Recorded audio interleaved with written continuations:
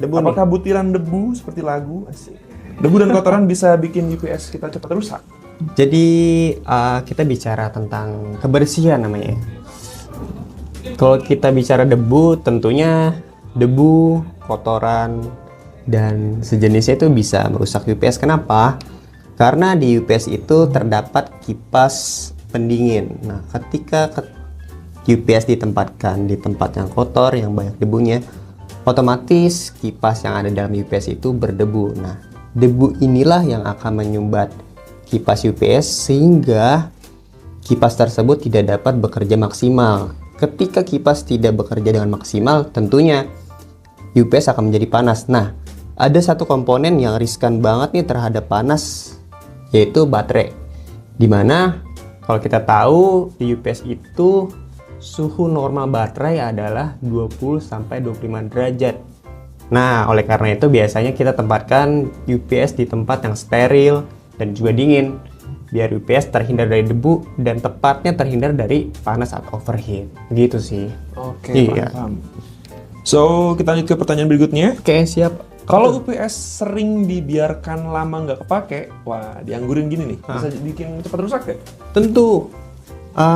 Kalau misalkan kita punya UPS-nya kita nonaktifkan dengan waktu yang lama, misalkan 1 bulan atau 1 tahun, tentu UPS itu tidak bisa bekerja maksimal atau bahkan mati total. Kenapa? Biasanya penyebab utamanya adalah si baterai ini. Karena ketika baterai ini tidak charge dalam waktu lama, pasti dia akan drop atau bisa kita bilang bahasa umumnya atau soak ya, seperti itu sih. Jadi kenapa kalau UPS tidak dipakai dalam waktu lama rusak, penyebab utamanya adalah si baterai tersebut. Nah, seperti itu. Even itu kita tinggalkan nggak kepake dalam keadaan baterai penuh, lama-lama Betul. Lama-lama dia akan menurun kualitas dayanya. Sampai lama-lama dia akan drop bahkan mati baterainya. Oke. Nah, seperti itu sih. Paham. Kita lanjut ke pertanyaan berikutnya. Oke. Nah, tadi kan kita udah bahas mengenai ciri-ciri rusak dan kenapa UPS bisa rusak. Nah, dijawab di pertanyaan ini, bagaimana cara UPS kita biar awet? Nah, ini sih teman-teman, ini adalah tips dan trik yang paling gampang sebenarnya untuk menjaga UPS kita biar awet.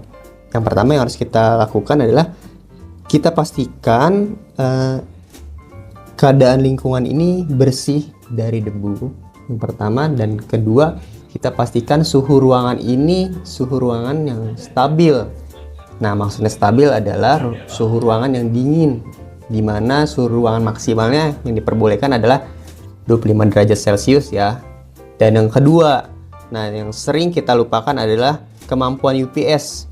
Biasanya kita punya PC, contoh perangkatnya 500 watt, terus kita cuma pakai UPS yang bisa backup 500 watt.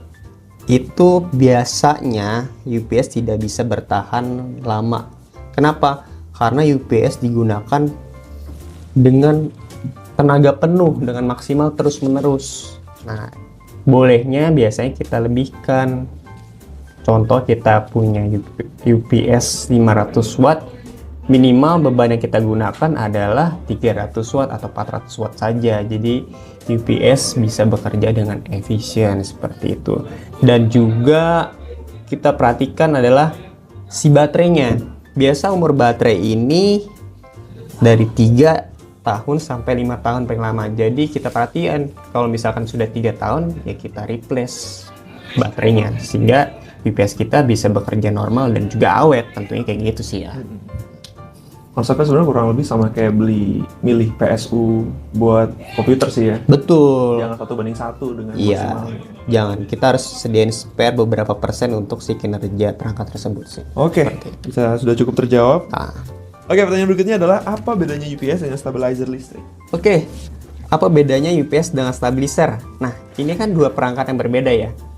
Nah, kalau kita tahu stabilizer itu gunanya hanya untuk menstabilkan listrik. Dia tidak bisa memberikan daya energi listrik cadangan. Nah, kalau UPS, nah khususnya juga UPS saat ini. UPS saat ini adalah perangkat yang bisa memberikan daya listrik alternatif dan juga menstabilkan listrik. Jadi UPS dan stabilizer ini merupakan alat yang berbeda ya. Seperti itu. Oke, ya kita udah di penghujung pertanyaan nih. Nah, apa tuh? Pertanyaannya adalah, apakah aman kalau colokan UPS dipakai untuk banyak perangkat sekaligus? Aman-aman aja sih. Misalkan terdapat 6 soket di UPS contoh ya, atau 4. Kita pakai full 4-4-nya atau 6-6-nya itu nggak masalah.